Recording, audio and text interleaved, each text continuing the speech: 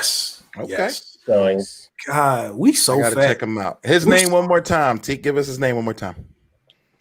his name is Joshua Wiseman, and it's called At Home But Better. So you can type in any of those. Like you can type in "Making the Wendy's Baconator at Home But Better" would be the name of the episode. Okay. All right. And then last but of course not least, Theo Neo. Hey, what's up, man? I'm gonna keep it real simple. I got I'm doing every Friday. I'm watching like old movies with my homie Zach on Twitch. We still don't have a name for the show. So far, it's called the Weekly Beef, but that is still in the air. But I just started watching old movies, and I was on YouTube, and I saw like Breakin' was for free with commercials. I saw Beat Street was for free with commercials. So I was just watching Breakin' and Beat Street, like when I was kind of really drunk on Friday night after we watched Thor: End of Days. I was trying to take my buzz down, and I just started watching Breakin', and I'm like, I really love this movie. Yeah. So yeah, classic film. You can find Breakin' for free, on YouTube. So check it out.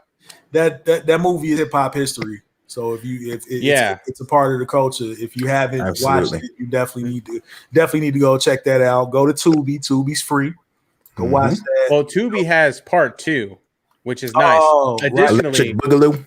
Yeah, and additionally, though, G1, I'm glad you brought it up because they actually have a documentary about Boogaloo Shrimp on Tubi TV. Oh, so after I watched Breakin' 2, it's like, oh, we recommend you watch Boogaloo Shrimp, and I was like, all right, I'll watch him. So again, I just went down this old school Breakin' rabbit hole. Yeah, nice. I think Breakin' the Breakin' 2 Boogaloo, the Boogaloo Shrimp, and motherfucking Wild Style. Those are all movies. If you are a fan of hip hop culture, you have to see each and every single one of those films. You got to have a marathon of the shit. Beat Street too. I would add Crush Street Groove. Too. Crush Groove. Yes, Beat Street, Crush Groove. Yes. Yeah, add those two. Yeah, man. If you're gonna watch any more of those, man, I'll come through and watch with you for sure. It was crazy because I literally, like, when I was a kid growing up, I would just watch this 10 seconds of Poppin' Taco just doing his segment when the first battle at Radiotron. Like, I would watch it just over and over again, trying to emulate him. And, like, God rest his soul, he's no longer here on planet Earth, but I'm pretty sure he's in Planet Rock right now. So shout out to you, Poppin' Taco. You were my hero growing up. I appreciate you, and thanks for teaching me how to break. I had a totally different set of heroes, having brothers that are a little bit older than Ren. Like my heroes were all like blaxploitation guys and like old porn stars. All right, that's why you got a bald head. Yeah. You wonder why you turned out the way you did. I'm black, y'all, and I'm black, y'all, and I'm blacker than black. Man, that movie CB4, I haven't seen the movie forever, man. I gotta find out. Straight out of low cash, crazy motherfucking. What up? So would you ever do the Poppin' Taco routine while eating a taco? I would imagine like everything would just fall out of the shell. It'd be like Avengers Endgame. It's dipped in chocolate, man. Ain't nothing gonna fall out the shell. Oh, the taco. Oh, okay. I thought you meant if you're popping with a taco. I'm like, with a taco. With a regular taco, that'd be like Avengers Endgame when they pulled up in the ship and his whole taco fucking. And then Hulk gave him one of his. Oh yeah, he had the taco just blew away. Yo, why have I recently saw this commercial? Because YouTube be showing commercials, right? And the dude who played Falcon, they got like this commercial with him in the Xbox. Xbox commercial. Yes, seen it? Yes, I've seen it. That's a funny commercial. He's like, man, I've been blipped away for 5 years. He's like, yeah, I got blipped away. Like, people done grew up like this, and that. Like, I done missed everything. Like, is it anything that I missed? And then they point at the Xbox. They point at That's lit. That was such a dope commercial. Shout out to Anthony Mackie, man. They making big moves. Falcon and Winter Soldier comes out next week. Oh, Man, I can't. Right. I'm actually really hurt that I haven't gotten an Xbox Series X or a PS5 yet, bro. But I'm sticking to my guns with this one. I'm sticking to my guns. I'm gonna give it a year, bro. Don't rush. Give it a year. Ain't got nothing out yet. Don't rush. You honestly just missed. Maybe was that yesterday? Yeah, actually, just yesterday. They had a limited stock of them had popped up that morning, and even after all the PS5s were sold out, they had some Series X's that were still around for like another hour or so, and then those got sold out. I just left GameStop in Tempe Marketplace, and they actually had anybody that's in the Arizona area. If you're looking for a Xbox Series S, which is the digital version of the X, they have a pre-owned Xbox Series S at GameStop and Tempe Marketplace, and I think they're only asking $280 for it. So y'all might. Yeah, well, this fucking episode better not come out in 2 days. Keep it relevant. That's funny. Keep it relevant. That's true. That's true. All right, it might be gone. So yeah, it'll probably be gone. All right, but it was fun to dream. Yeah, just keep an eye out. Follow Cheap Ass Gamer and Wario64 on Twitter. They both drop little like hints when it's about to go live for another ear to the streets. If you really want to give it a go, but I honestly think you should wait. My Xbox One's still running strong, man. I'm good. Yeah, I think you should just keep it going. Just no need. My Xbox One X is cool, but I would like the Series X just because I have a 4K TV, so I really want to see the full power. Like Josh even shown me like the improvements in stuff like Mortal Kombat 11 playing on the One X from the Series X, and it's an improvement. Damn, I don't know if it's a $500 improvement, but it's an improvement. But yes, hold tight. I got a PS5 and I lent it to my homie Phil. Like he's had it for the past 2 weeks, bro. Like I beat Spider-Man and I was done. I beat Miles Morales and I was chilling. Bro, I just found out that they're doing a re-release of the original Prince of Persia, and that was my shit. Oh, so if they finna do that as a PS5 exclusive, I'm like, see, that's what the old Atari. If this man if Mega Ran let somebody borrow his, as big of a gamer as he is, then you know that you can wait. It's not that big exactly. Shout out to Marcos. He said the same thing. He hadn't played it in 6 weeks. So once you get it and you get over the Instagram photos of it, you know what I'm saying? You're just getting it for Instagram. I know you want to be a hype beast, Neo. I know you're trying to be like Ren. Y'all some hype beasts, but that's funny. Just hope, hey, we all a little hype beastie. I'm finna say I'm a music. Everybody in here is a little hype beastie. So stop that. Well, not with the games though, because when I grew up, I always got the game systems late anyway. My mom always bought me like the 64 a year later or something after everybody already had it when it went on sale and shit. Oh, so she just bought you a 64 to punish you. No. All right. So I'm not saying we're all hype beasts about games. You're hype beasts about fashion. You're hype beasts about music. You're hype beasts about new Adidas. You know what I mean? So about my game, like not at all the old games is going to go on sale. I can just get all the games that I haven't bought yet. See, that's where my mind is right now. That's why I'm like, I'm gonna wait till this PS5 hype dies down. I'll buy one pre-owned off OfferUp one of these days. Whatever. Yeah, I'm a hype beast about absolutely Tokusatsu collectibles. When I was at GameStop, I seen about shaving his head. when I was at GameStop, they had a Kamen Rider W belt. You don't never see Kamen Rider merchandise in America unless you had like one of them rare collector stores or some shit like that. And they had one at GameStop. You know what's crazy? You know what's crazy nowadays? Do they have a Power Rangers razor, or do you just use the Dragon Dagger? The Dragon Dagger, and then he just shaves his head. That's the funniest shit. The Dragon Dagger. The Dragon Dagger.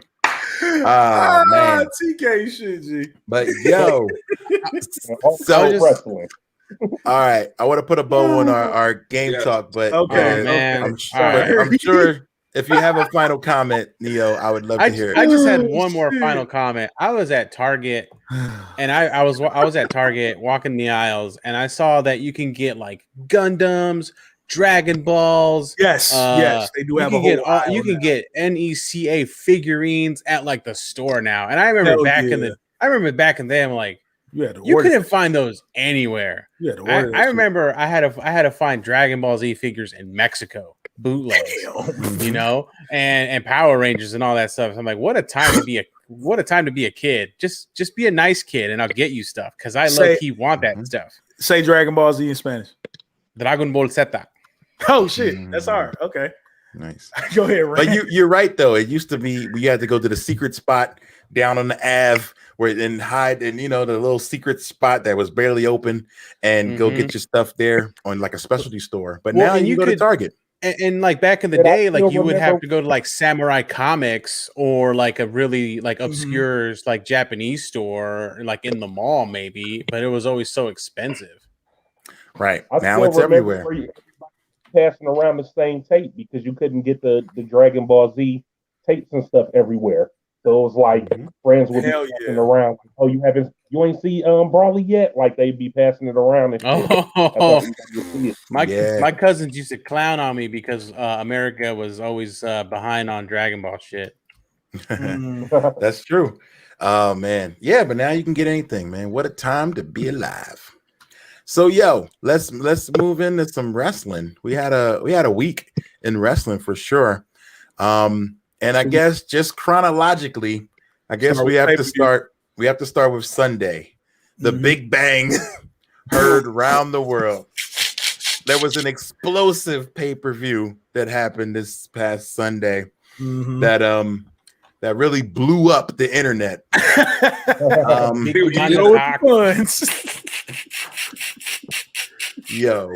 First of all, I have to preface all this by saying I was lucky enough to be at AEW's Revolution pay-per-view.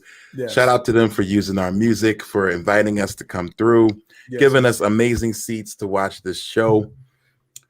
But y'all gonna get these jokes. I'm sorry. But to be fair, I thought 99% of that show was great.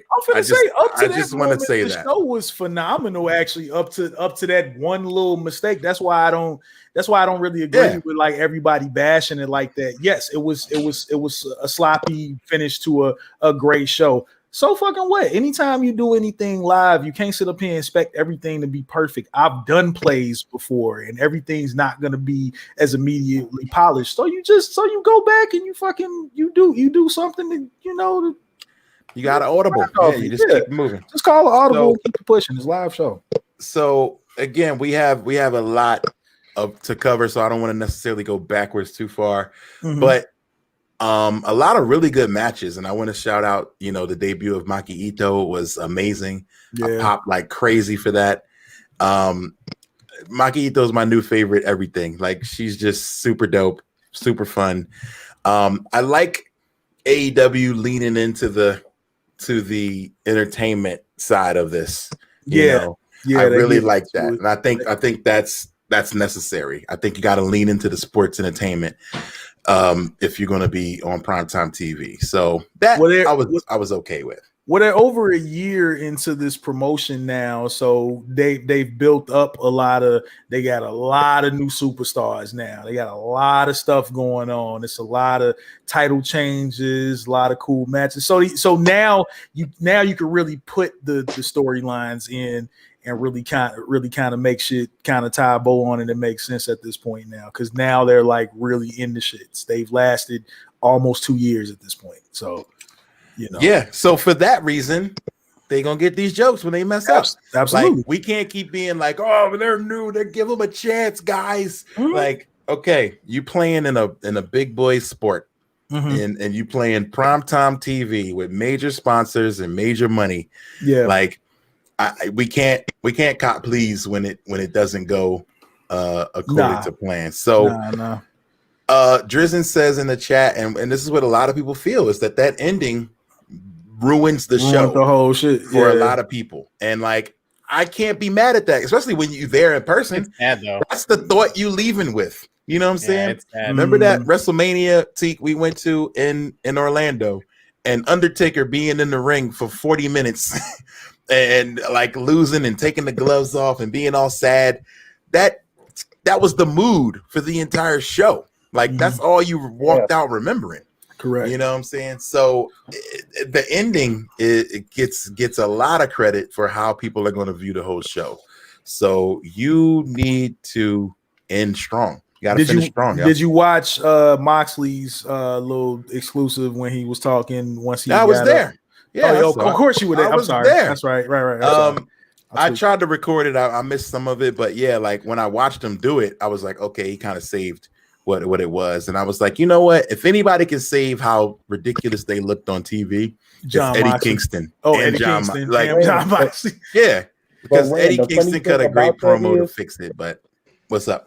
The funny thing about that is, like, me and G1 was watching the pay-per-view, but we kind of watched it like we were watching it as the pay-per-view had already ended, because we had to pause it for some stuff. So we was watching it. It probably was already over while we were finishing it.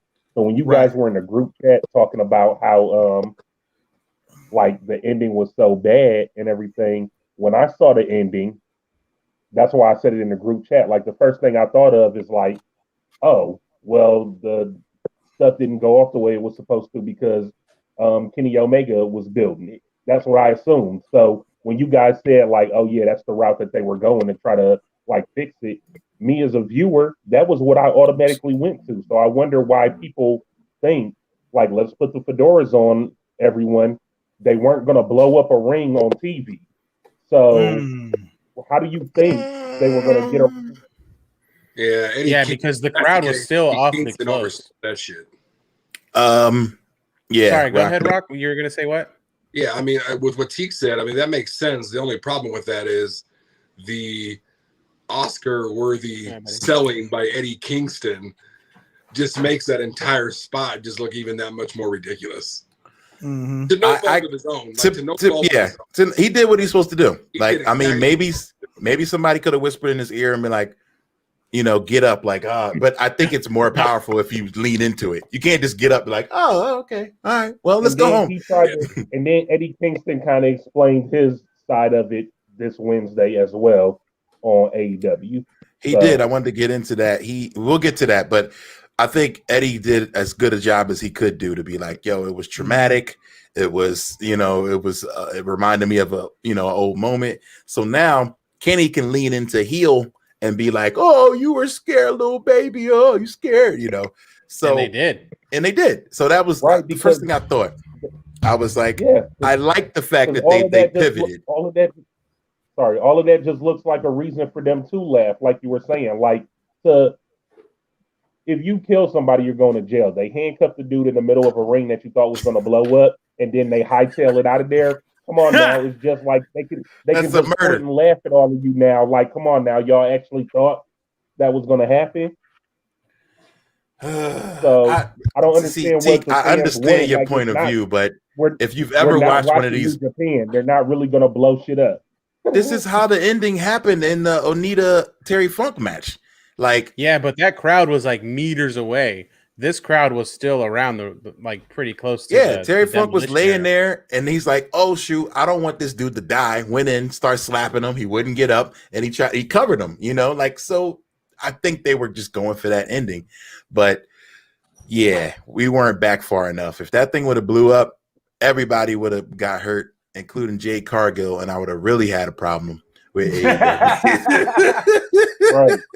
Yeah, apparently what Derek said on the podcast was like, on Steel Cage, he said like the demolition expert probably saw like there was like a malfunction with like some of like some of the primary explosives because not a lot of them were triggered apparently. So like the demolitions expert just closed the box, got up and left, and we got what we got because maybe there was just a malfunction at the junction.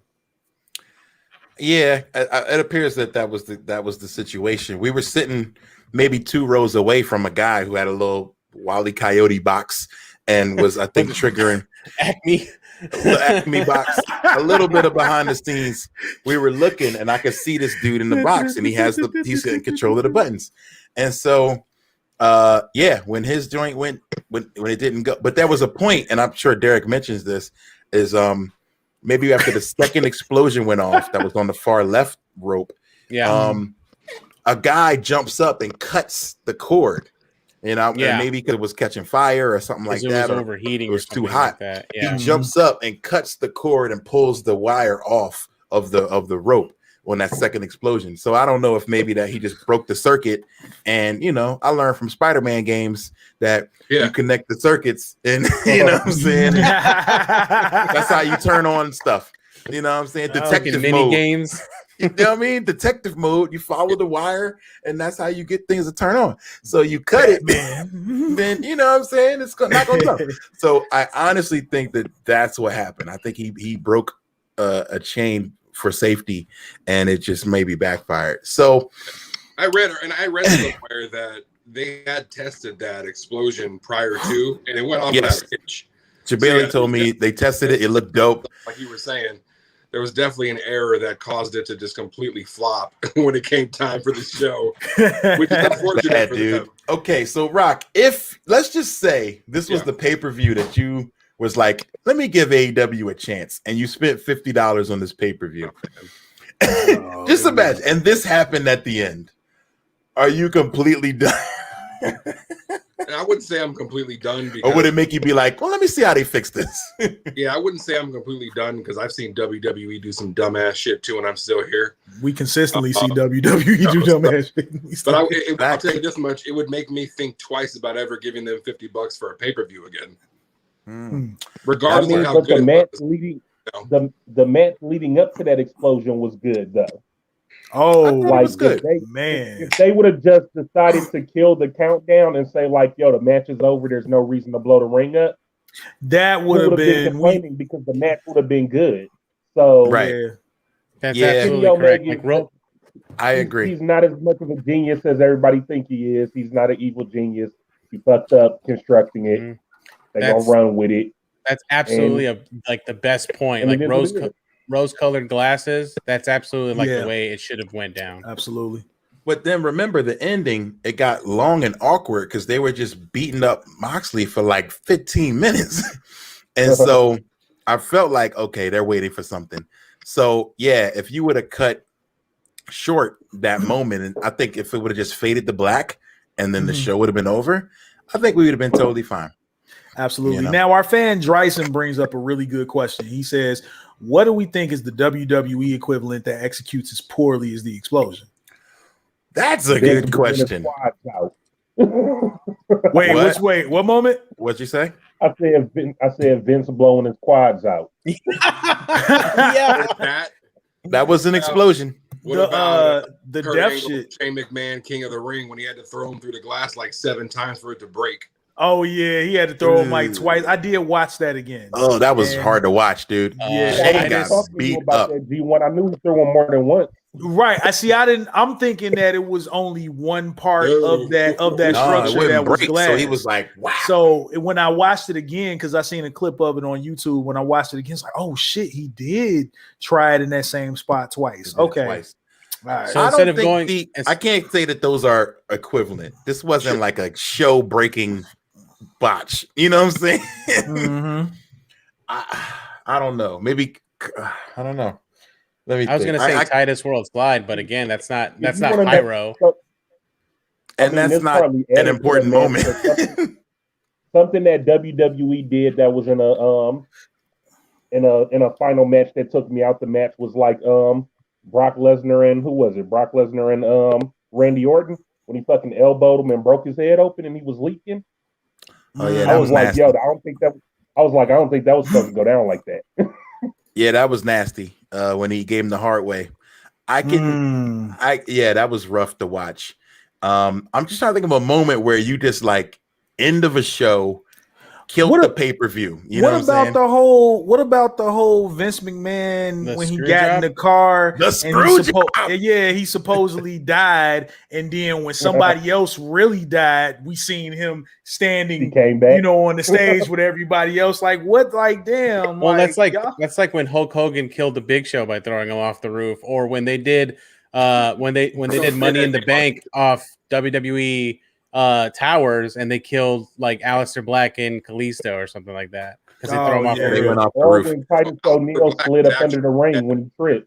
He mentioned world slide, but that's not nearly as important. As and they were was- and they that recovered was from 10 that minutes. because they 10 minutes used of jokes. right, and they used the bull. And honestly, with that, they used the bullshit to their advantage because then the next week he had Titus World Slide shirts and they were going like fucking gangbusters Right. at that point. Well, So Yo, Same shout thing out to AEW. Dragon Master because I think this is one, and this wasn't really a botch though.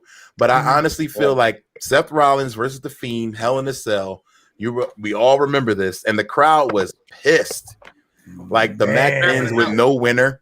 Like it's like no winner. I think the Fiend just disappeared or something like that. That one. and the all red shit. Yes. Yeah. The thing went red, and like everybody was booing like this is horrible. And the I red remember in the cell was bad.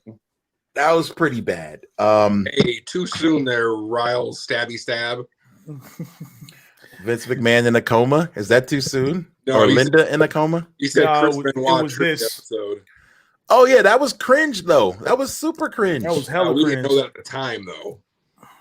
Yeah, we didn't know. I mean, That's you can true. go back to a bunch of old Attitude Era stuff and see how cringe and bad it was. Like Didn't them Undertaker Triple H- catch fire? Triple H drugging, and marrying Stephanie, basically, and them trying to Promoting rape culture, essentially. You mean date rape? Yeah. Oh commit, yeah. and attempting to kill her and hanging her on a cross and all of that stuff. Come on now. That's true. Mae Young giving birth to a hand. And we still watch WWE. Hell yeah. Yeah. I thought there was a pay-per-view where the Undertaker caught fire, like on some elimination chamber or something. One of like our that. fans actually just mentioned that. That's Pyro blew up, was still walking, and he got Marcos. cooked a little bit. Oh, yeah. He did get He said, burned. or I did it for the Rock. I did it for the Rock. The You know Rock. what? That was a letdown. Rikishi as the dude who ran down Stone Cold. Yeah, that was a letdown. Whack. But we had the free cable box back in the day when I was watching all That's the what I'm saying. Like, I don't think there's one where you can be like, yo, I feel like I want my money back. You know what I mean? Like what happened here, where people were like chanting refund at this show, like because they were so mad.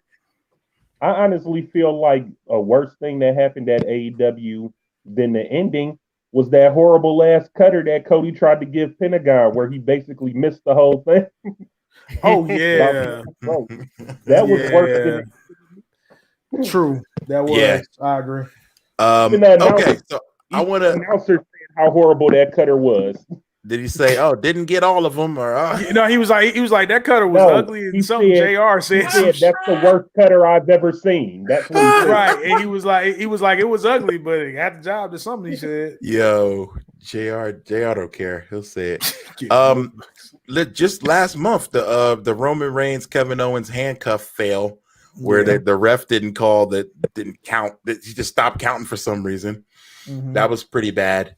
Yeah. But yeah, I don't know if they were like a game-breaking botch like this. I really can't think of one where like the end of the show, it just all fell apart. Like I really can't think of one. But due to some sort of gimmick, I don't know. Or due to a match, due to like a malfunction or a failure. Yeah. You're like, right on. It's different. Yeah. I mean, how did people feel the first time they saw Mankind get thrown off the cage by Undertaker? I'm sure people thought that he got killed. Oh, the perfect one. Owen Hart dying. That would have been the box. But that maybe Owen Hart giving Stone Cold the pile driver like on his neck, but yeah, I think the dying one wasn't like at the end. I But it took everybody out of the show. It took like, everybody I out watched of the that show live, and it took everything out of everybody. That's fair. That might be the closest to this, like where the whole crowd was like, nah, Oh man, right? I don't know. To get back into that after that happened, even watching it from home and everything going black, like And they didn't tell the home crowd that he had died, so they told the people watching, but the people who were there in the stadium, they didn't say anything. They mentioned they mentioned it after they came back from commercial break, like he mentioned it in like a really somber voice, like we just had to confirm that Owen Hart has died, folks, and such and such and such and such. And I was like, damn. Yeah, then it just like went to black, and then 5 minutes later we had another match. Yeah, as I'm finna say, it's like against Kane. It's like, unfortunately, the show must go on. Kind of hard to do that after an event like that. But I mean, again, anything live, you just got to keep it rolling. So I will give AEW props for, by the time we got back to Wednesday, just living with the reality that they fucked up. And I think that's what really makes them cool, is because like shit, they just leaned into it and just took it for what it was, and they'll bounce back. Now, so just for that one thing, we'll give them a pimp slap. We got to slap. Motherfucker. But other than that, I think it was a great pay-per-view. I don't care what nobody says. Christian coming was dope. I'm excited. That was whacked in the end. We got to talk about it. Nah, man, that was not whacked in the end. Okay, let's take a vote amongst the crew. Christian coming, thumbs up or thumbs down? Man, or thumbs in the middle? That's a thumbs up. I called it. That's a thumbs up for me. I called it as soon as Teak was watching with me, and sooner than even. It's 2 thumbs down, 2 thumbs up, and Rand gave a thumbs and one in the middle. Listen, the very beginning of his music popped up, and that countdown started. Teak did not say, "Nigga, that's Christian," because that's his TNA music. He called it. Yeah, they used the TNA music. They took his whole TNA music. He looks like the guy who does your trash. He looked trash. It's the same man who was Final Four in the Royal Rumble a month ago. He could go. Man, I didn't want him to be Final Four then. I'm saying what he looked like. He came out in his little Brooks Brothers polo jacket. Oh my god! And his skinny pants, and he looked like he was there to pick his kid up from AEW wrestling. No, he was. He had on his. Not nobody shirt. that just went to the. Was he supposed to come out in his gear? Like, was he supposed to come out in ring gear? That's what I was trying to figure out. Right. What is he supposed to come out in? You know what was everybody weird, to though? be in sleeveless shirts and fucking I want to talk pants? about a little bit about that. So you telling me this Wednesday when you saw him pick up that title in the ring, you was like, "Yep, Christian is my heavyweight champion." In my personal opinion, I would love to see him win another belt. It's not like he ain't been a champion before. I'd love to see that. I'd love to see Kenny Omega murder him because he's not going to be my champion. Oh man, yeah. I mean, I ain't mad at that. So the segment was weird. They bring out this podium. He comes out, walks past the podium, goes to the ring, don't say anything. He didn't say anything. That's maybe the only thing that fucked and left. So I'm like, maybe he was just excited, in the moment and didn't do what he's supposed to do. But that was weird. He came out there. He came out there on Wednesday and damn near hit Kenny with that kill switch. Don Callis pulled his ass out the ring. Like, hasn't said a word yet, but we can talk about that too. But we're gonna get there. I want to take a brief break from AEW and go into Monday Night Raw, where the almighty era has begun. Mm-hmm. Bobby Lashley gets all new entrants, which is pretty fire. And Black Lightning entrance music. I'm all about it. I think this means to me, and the fact that they gave Miz his rematch now, is that they have plans for Lashley at least to Mania. But what do you guys think? Absolutely. The Hurt Business is here for business forever. Business is booming. Yeah, business is booming. They can set up a corporation in every town. Like, fuck it. That's where it's at. I was kind of upset that the Shelton Benjamin and Cedric kind of lost to the New Day, so it kind of made my guts kind of bubble because I don't want this gold. The McRib. Yeah, it McRib my stomach. I didn't want this gold to get away from that Hurt Business right now. Like, let's keep it, man. Let's just keep it going. Like, I think they have a lot that they can build to. Why not? Like, let's just let them have it for longer, please, for longer. I would like to see him keep it longer too. And like New Day, of all people, don't need any more title runs. Like, if anybody's going to get it, give it to somebody else. I don't know. But I mean, whatever happens with the tag titles. Yeah, whatever happens with the tag titles, they're used to bouncing those back and forth though. But as long as Lashley's title run is a little long, you have a fact. You have a fact, but for such a a faction still really in its infancy to have this huge rocket strapped to them and not really obtain that forward momentum would be a disservice to them because but it seems like when crews get all the gold, that's when they start their decline. But let's think about Undisputed Era though. Undisputed Era had like at least a solid year, you know, probably more than that. And probably they more wouldn't than do that. it on the main roster. That's NXT though, baby. I know. I'm just saying, like, let's just speak NXT for example's sake. roster. Like, they could really pick this saying, as and long as propel they it keep forward. Lashley protected, that's all that matters to me. Like the Hurt Business, I want them all to shine, but hey, it's Bobby Bashley right now. What they call it, Monday Night Lashley. Like Monday Night Lashley. I like it. We got the Hurt Lock going on. That's the most protected move right now. Nobody gets out of it. Yeah, I'm here for it. So, question. I mean, I'll be in and out of Raw every week. Would you say that Lashley and the Hurt Business? Well, maybe not all of them, but is Lashley a face now? Like, I don't know what's happening. I think we touched on this last week when I said that I feel like they're kind of like hired guns. Like if you look at Luke Cage, he was a hero for hire. He wasn't a bad guy, but if somebody is going to pay me to do something, like they fought Retribution and they fought The Miz for the payday, you know? Mm-hmm. Okay, so he's a tweener. Like, so they're depending on the situation, because now it's like, I notice, you know, if the Hurt Business is fighting the New Day, then obviously they're the heels. But he's fighting the Miz, who's trying to cheat, then he's kind of the face in that situation. It's all business, baby. It's all business. The Hurt business. I like it. I was excited. And at first I was like, why are they doing the rematch now? Like, this sounds like a Fastlane match. But it's like, to me, this lets me know that they have further plans for him. So I'm hoping that keeps up. And Marco said he's a face for us. He might not be a face for everybody else. Yep. I can see that. Agreed. You know, Raw was a very long show, but there's some other things that happened. We got Braun and Shane doing this. No, this is garbage. I don't know what's happening here. Shane has to jump off something at WrestleMania. That's why he's back. That's what it is. It's like clockwork, baby. Like anytime Fastlane is like in the horizon, Shane just has to peel his there real fast. He has to get there. He got to get thrown off something. I get it. He got to have a Mania moment. So they just like plugged him in. Braun, it's like, okay, Braun, the biggest person, you know, he's going to demolish Shane, but Shane will drop the elbow off something off the top of the. Are they going to be at the pirate ship again? Is he going to drop the elbow off the plane?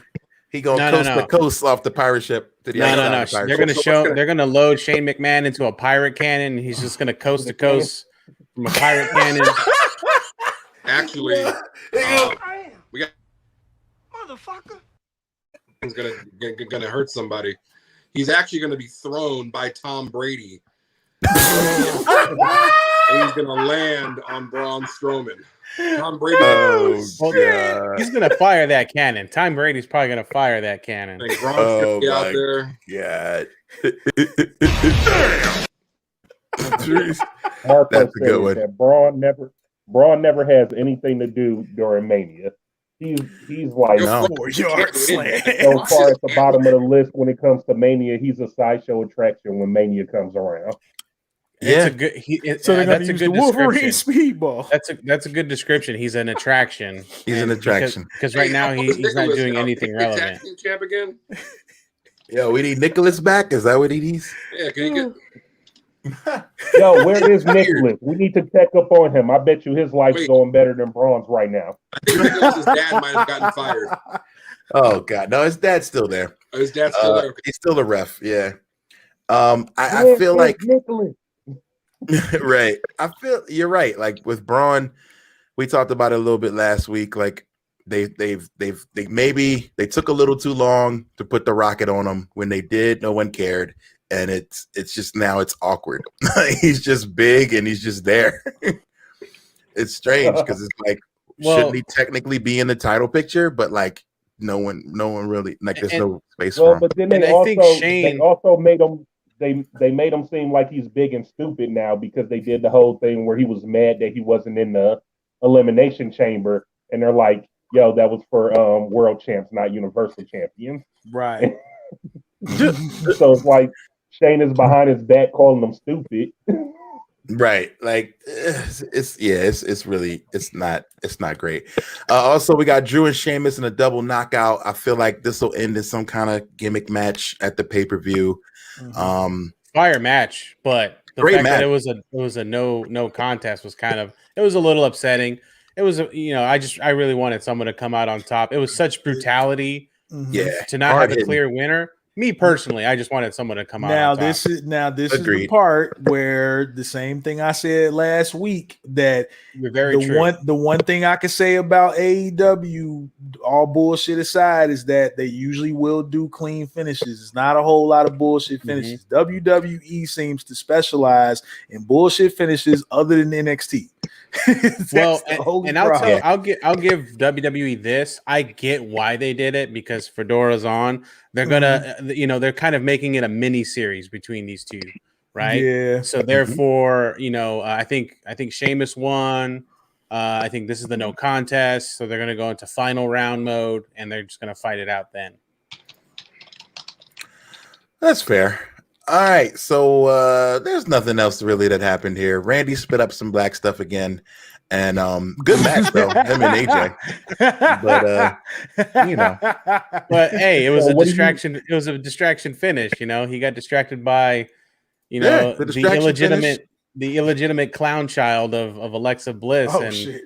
So do we all agree that somehow Randy has the Fiend inside of him? And he's gonna somehow become the Fiend or something. God, I hope not. I hope not. Don't ruin Randy. He already hears voices in his head. We don't need him to fulfill all of those voices. Like we good. We okay. Randy versus Soulja Boy. Yo, that's good Twitters, man. Yo, you gotta watch exchange is wild. If you haven't seen this exchange, guys. Randy Orton is Randy pull up on him on the block. He's like this close. Yo, Randy's like this close to losing his access to the cookout. If you notice, he gets closer and closer to saying something inappropriate in these tweets. Big Draco better leave Randy alone. He gonna come through and burn his house down. You see how he did the thing? I swear to God. So Soulja Boy is a legend killer to Soulja Boy is a legend to the streaming world because he was the first dude to hit like 1 million downloads in life. But if you know Orton, he's the legend killer. Soulja Boy, better leave that man alone. I've seen him in person. I'm about 6'1", 250. He's about 6'5", 250. I don't want no smoke with Orton. He's a human action figure, dude. That dude really is straight up. I've stood next to this motherfucker. Soulja Boy going on Vlad talking about how he had to bust them shots at Randy Orton. Yo, and be like, I was outside, like, wow, like what's good, man. I've said this before with some of these cats. I've said this before with some of these cats. You never realize how larger than life they are until you're literally in a conversation circle with Randy Orton's wife, and then Brody Lee, and it's like, God damn, these are some big boys. And Braun Strowman bring his ass next to me. One of his arms look like two of mine and shit. He's like, oh man, I'm just happy to have a good job, man. Just he's big boys, man, just big. All right, so let's move forward to what some would say is the A show on Wednesdays. What'd you say, Teak? Oh, just before we get off of it, I just wanted to ask. I had mentioned it in the group chat when it happened, but so MVP on Instagram talking about Lashley versus Brock. Oh, we all want it. We all want that. That's money. Does Brock want it? Is the question. That's money. Brock better bring his ass. If he's talking about it, do you think he's trying to hype it up to get them to do it, or you think that we're never going to get it? Rock was saying we're never going to get that match. I don't think Brock Lesnar gives a shit. I don't think Brock. Yeah, I don't think he cares. But I want to see it. I want to see it for sure. We all do, but the question is, I don't know. Lose, right? Is that what you're saying? That he wouldn't come back to? That's on my problem. I don't think Brock has a problem losing. Brock losing doesn't. He'll take a L. Yeah. I don't know what their relationship is right now. I think he'd have to re-up for like a lot of money for that to happen. And this is kind of funny to say, but he wouldn't have an advocate because Paul Heyman's busy right now. Yeah. Well, Paul that Heyman's would busy. make it a whole different thing then in his case, right? And they got this new money from Peacock. They can pay Brock. Maybe he'll bring Sable back, and Sable will be his valet. He needs an advocate. Yeah. So they can't pull Come Paul on away. now. If you see a limo or something pull up, and then the limo door get open and Sable step out, and then Brock get out the limo. I mean, that would be fire. That would be fire. But Sable, I don't think is like she's not in the position to work with them again. With them guys. She ain't messing with the E no more. Never again. Give him Teddy Long. It's fine. Holla, holla, holla. What if it was some cattle? What if he rode in on some cattle, Rock? Only if you have 5 said cattle before it's all said and done. You gotta go 1-on-1 with Brock Lesnar, player. Parking spot. Yes. You gotta go 1-on-1 with Brock Lesnar, player. Holla, holla, holla. All right, I gotta move on to AEW. I mean to NXT. No. So, NXT, sir. All right, so NXT advertises a really, really big night, and I would say delivers on a really, really big night. 2 big announcements. We got all these big announcements. William Regal announces Takeover, 2-day Takeover. What do y'all think? Yeah, it's called like Stand and Deliver. Stand and Deliver, yes, sir. Yeah. That was actually leaked in a copyright thing, so we kind of loosely knew the title before they made it official. But yeah, Stand and Deliver, a 2 nights takeover. Now Eisen, that's a crazy thing he just put in the chat. Yo, limo think about pulls this. up and Dana White steps out as the rep for the new rep for Brock. Oh, fire. Damn! That's money right there. Yo, that's money. Hello. That's good booking right there. That is great booking. Shout out to Dryzen on that. Booking. Damn, that would be. I mean, I'm here for it. Dana White, come on, he would love the opportunity to show up on some WWE programming. I feel like, man, that would be right up his fucking alley. I mean, that would be WWE's best move to combat all of the other wrestling companies coming together. Yeah, that's true. If he went WWE, that's true. If he went UFC, that would kill him. They gonna have. I'm gonna be honest. If Stan delivers WrestleMania weekend, right? Yes, they gonna have a hard. I'm gonna be honest, and we say this a lot. Usually they try to combat it, but if they talking about a 2-night takeover, they'll have a hard time. WrestleMania will have a hard time living up to that. If we talk about, as far as wrestling fans are concerned, like myself, that don't care about all the other bullshit, like that's gonna be a crazy situation. Yeah. And now we got some new faces in the mix, and we got some, now that the Undisputed Era is broken up, of course, Kyle O'Reilly beat the fuck out of Adam Cole, man. That shit was great right now. Huh? Yeah. We don't want to.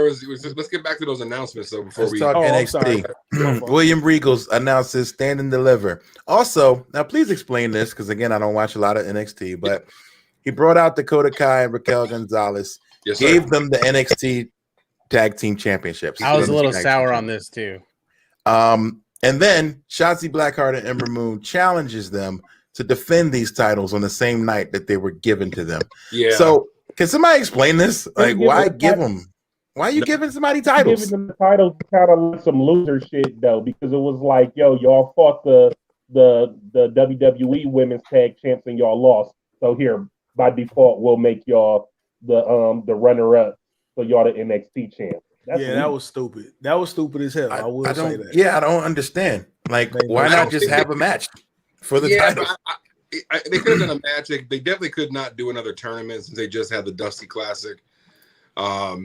It was more surprising to me though that for them to defend it on night 1 and to lose it on night 1. On night 1. That's why they should have been given the title. They should have just fought. Classic point. Right. It's like you just kind of reversed your Dusty Classic whole. Like it just seemed weird. It made no fucking sense to me. And I'm a NXT stan, so it's like, damn. Yep, right there. It would have all made more sense if he would have just said, "We got these titles. I'm gonna take the 2 people, which was Raquel Gonzalez and whoever versus Ember Moon." Yeah, just put them in the air. And just have a match for it. Just say whoever wins this match gets the title. That's all. Yeah, that seemed very easy to do. That was, and NXT gets it right 99 times out of 100. So I was really confused about that. Mm-hmm. But anyway, we got a fire match, NXT Women's Championship, Io Shirai and Toni Storm. Great match, man. Yes, I'm gonna just say I think Io Shirai and Toni Storm are like top 5 women in the business right now. Yeah, it's like Sean versus Toni Brett Storm every time. Yeah, man, thicker than a cold bowl of grits, boy. You said it, Sean versus Brett. Like this is what it feels like when they're in the ring together. Like this was freaking magic, dude. Man, we had one of the sexiest and most dopest in the ring Japanese chick in the ring, and then you had one of the sexiest, dopest. I believe Toni Storm's from Australia, if I'm not mistaken. We had her in the ring. And it was just it was fire visually as well as it was fire in the match. So wonderful. Yeah, it was a fire match. Io Shirai's run as NXT Women's Champion should be talked about a lot more than it does get talked about. Yeah, her run has been incredible. I'm curious who they're going to pair her up with at Takeover. And I wonder if that's going to be the point where she may drop the title, because she's had it for 200 and some days or whatever. Yeah, it's been a dominant run. Tony could come over there and get it. You know what? Let me say this: her run, and this is me being hella biased. Okay, her run is way more impressive than Trashka's run in NXT. Oh, see, here we go. Oh, shit. Here we go. You just had to throw the Oscar slander up. Come on, stop it. Rock. I got to do it to you. All right, motherfucker. And I agree with that. And beat better talent, just because of it was a different time for NXT.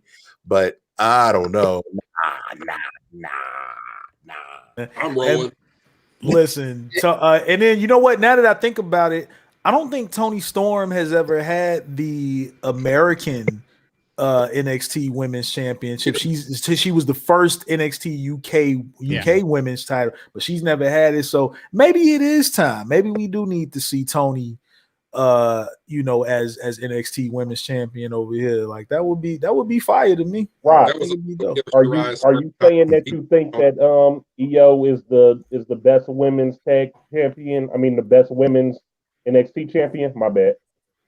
You know what? It's tough because I feel like she belongs on the Mount Rushmore of NXT Women's Champions, along with Sasha Banks, along with Charlotte, Shayna, along with Shayna Baszler. So I mean, she's definitely up there. That title has a lot of prestige to it. Quiet as kept. So to have Toni Shayna Baszler's run is high on the list for me because of the brutality that she did during her run. That's what I'm saying. Mm-hmm. Yeah, for sure. It's kind of bittersweet because Rhea Ripley is going to be called up to main roster, but I would still like to see Rhea maybe at least go to this takeover and like really run shot before like one last run at a takeover. Yeah, Rhea's on her way to Raw. So just to answer that question. And second Rhea. Yeah, second NXT UK Women's Champion was Toni Storm. Wasn't the first one that Kaylee Ray chick, right? Or is that what it was? The first NXT UK Women's Champion. I thought it was Toni Storm, but if not, was it Kaylee Ray? I can't remember. We have to get back into that. I have to watch it again. Somebody will drop us in the chat. Yeah. But yeah, man, it's been the women, man. I think that's my favorite part of NXT is the women's matches usually, and no disrespect because there's always fire matches. Yeah, everywhere. It was Kaylee Ray. It was Kaylee Ray. Okay, that's what I thought. Okay, yep. Kaylee Ray was the first. Toni was the second. Toni took it from her. All right, so we then, like you said, they lose the title. I saw a take on it that says this gives the NXT tag titles a really interesting story with them being like given and then lost the same night.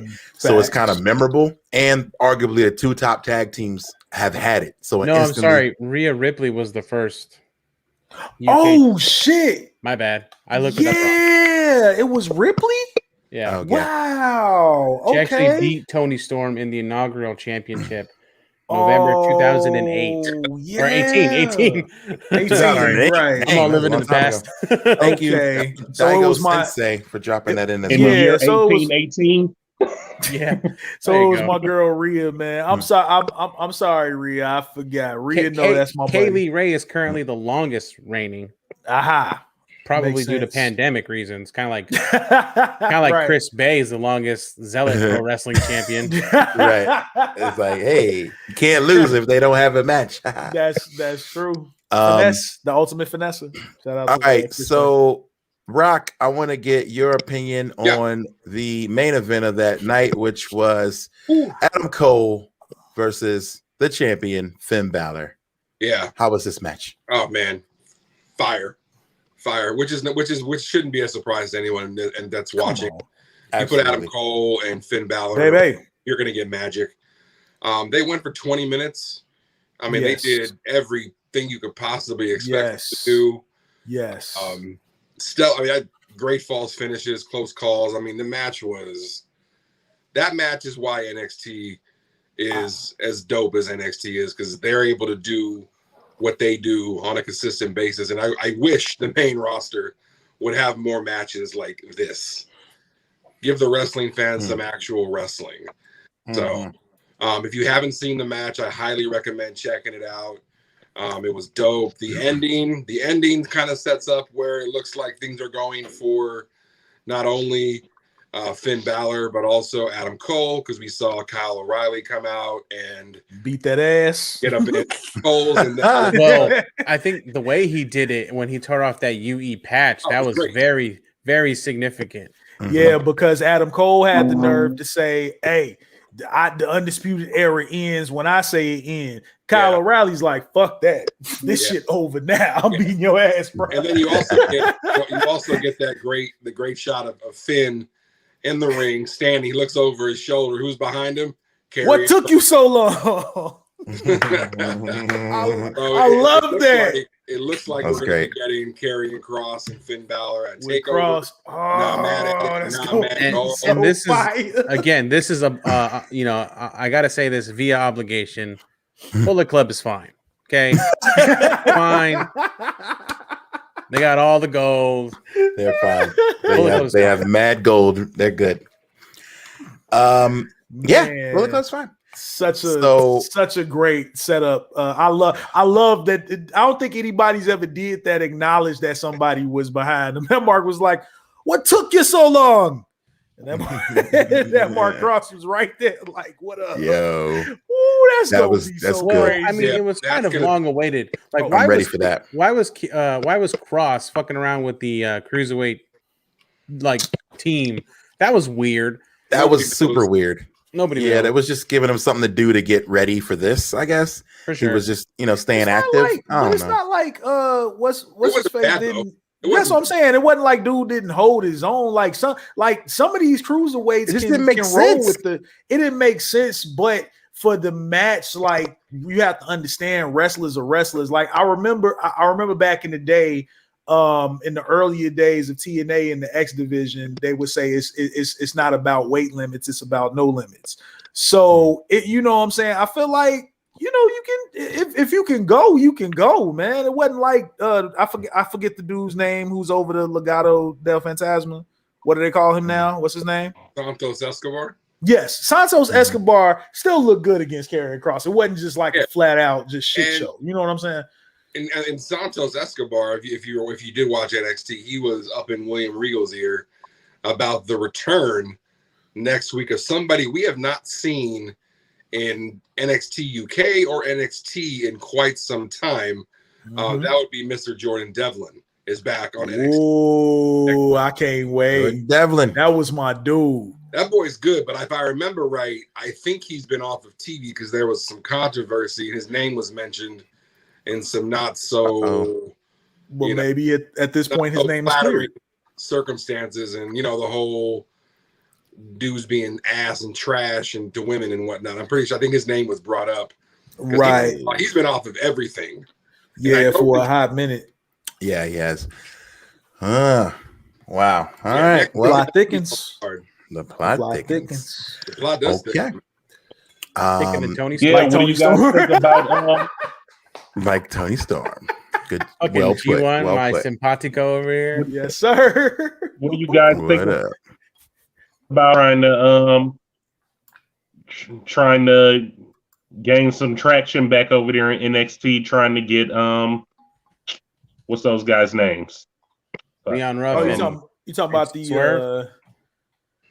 you talking about the Grizzly No, Young Veterans? G1 should know who I'm talking about.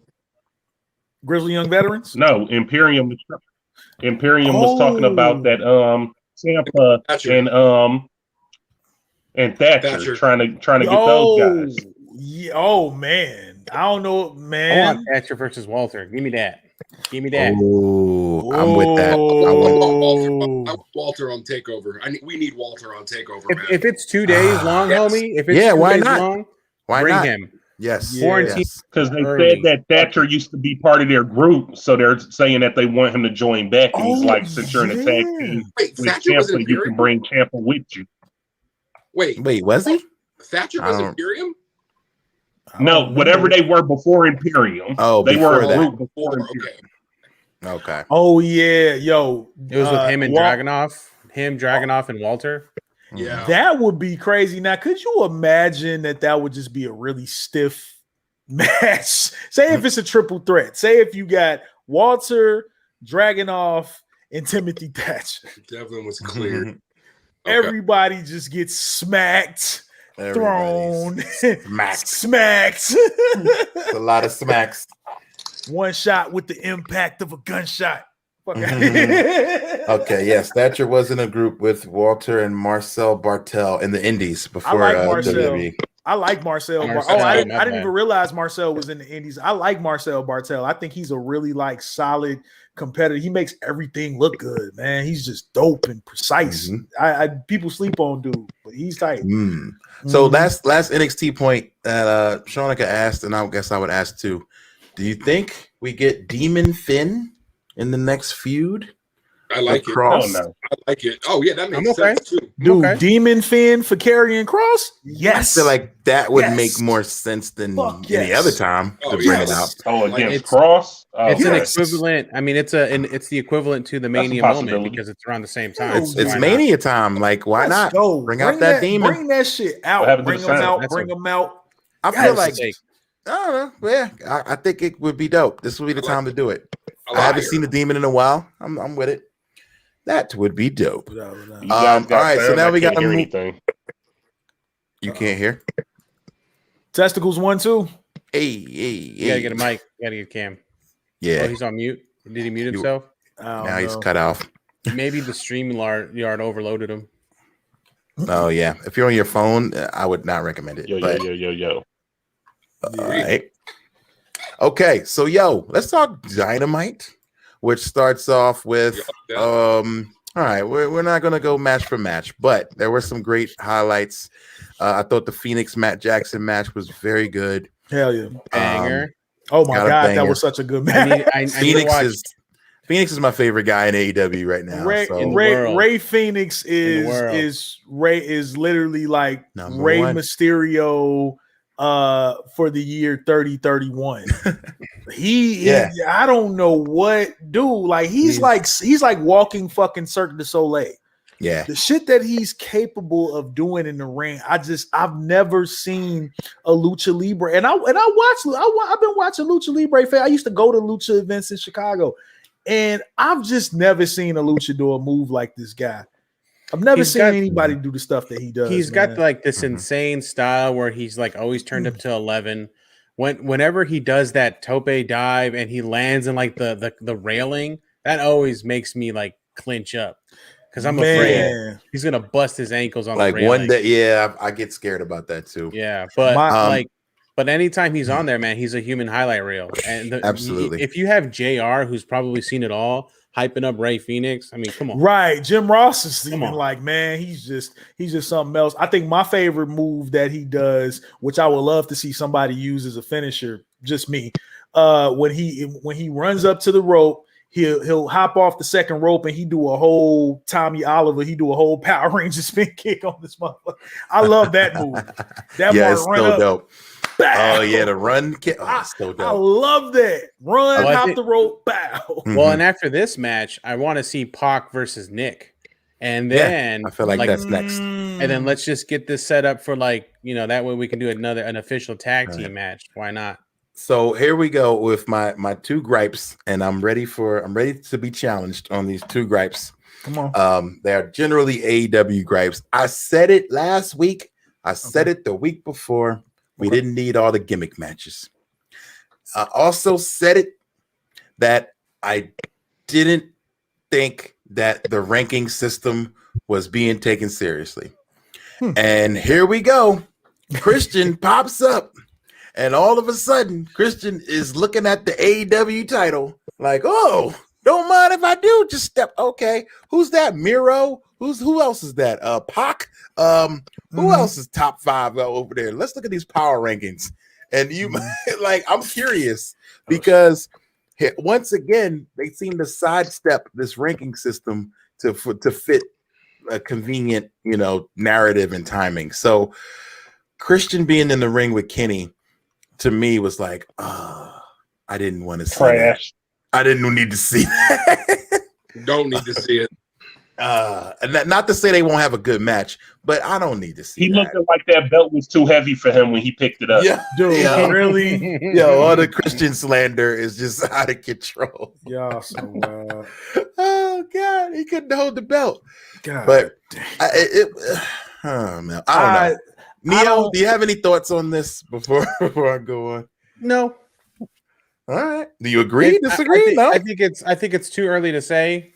But if we know AEW, they'll probably, because I said the same thing about Sting, but now we got Sting doing like cinematic matches, which makes sense. Yeah, which makes sense. I'm okay with that. But it's too early to say. I like where it's going, and yes, I want to see. If you're looking for a problem, you're gonna find it. So you're bringing up the power rankings.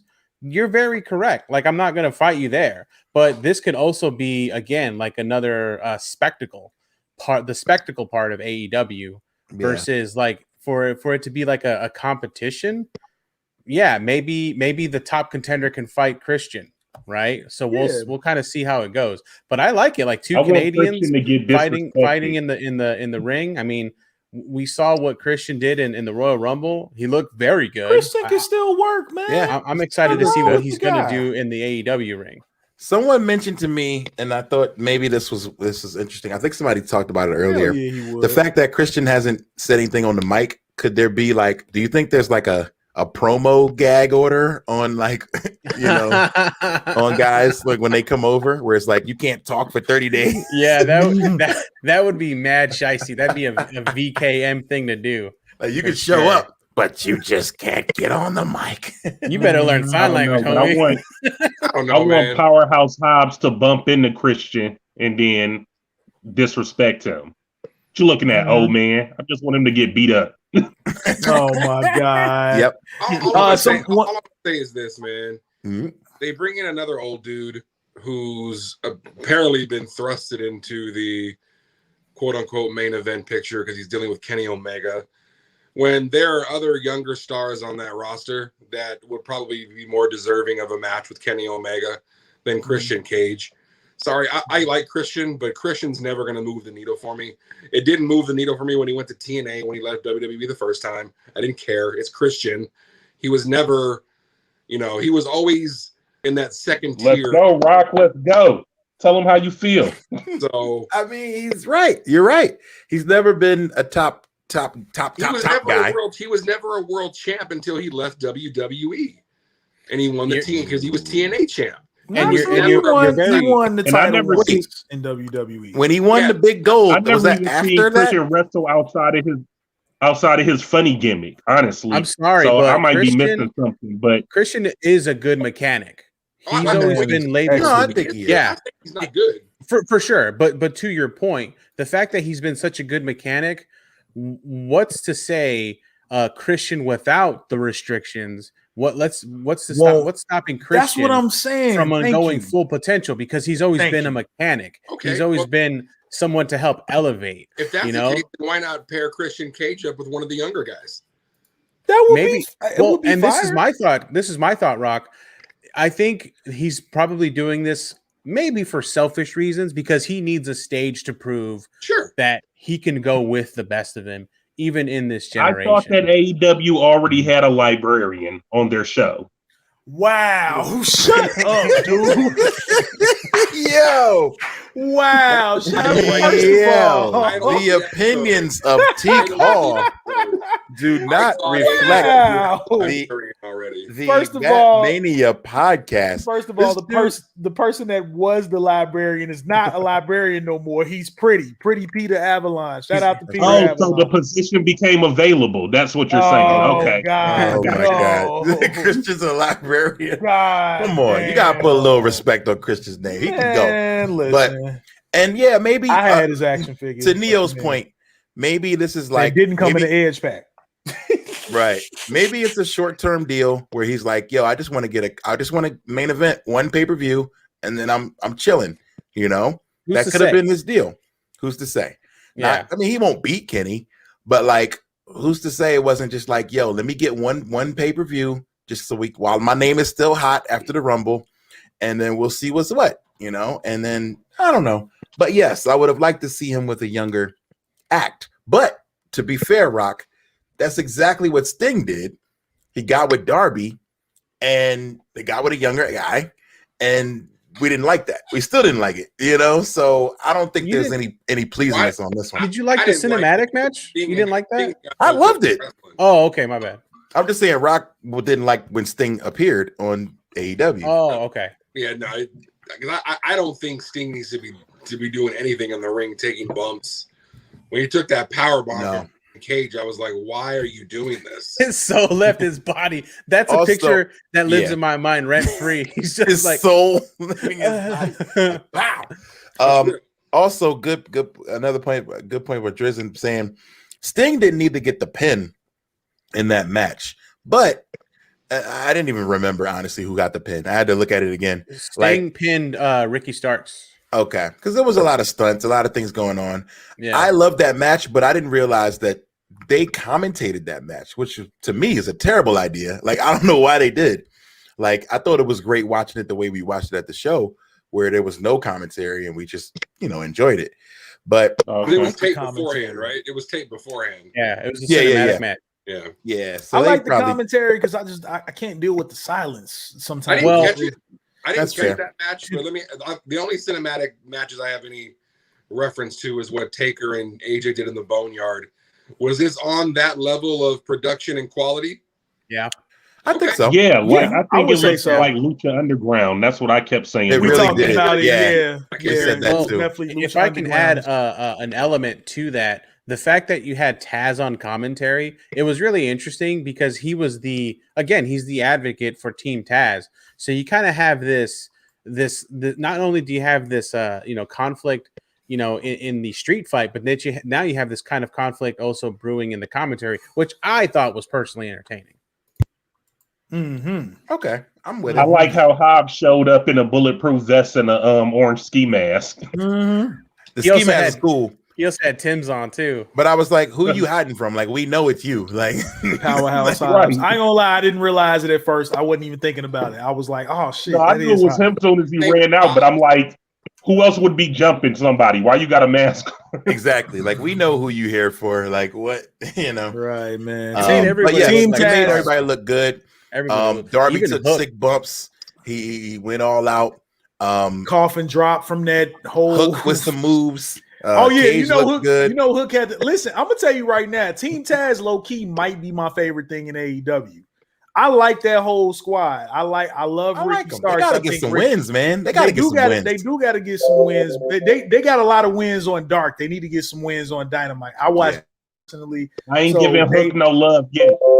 He gets his name, but that's about it. He got to show me something. But you got to Tazplex somebody. Yeah, but he might suplex a motherfucker. But they run Dark. Like walking up the stairs though, while he had Darby Allin in the suplex position. Oh, that shit there.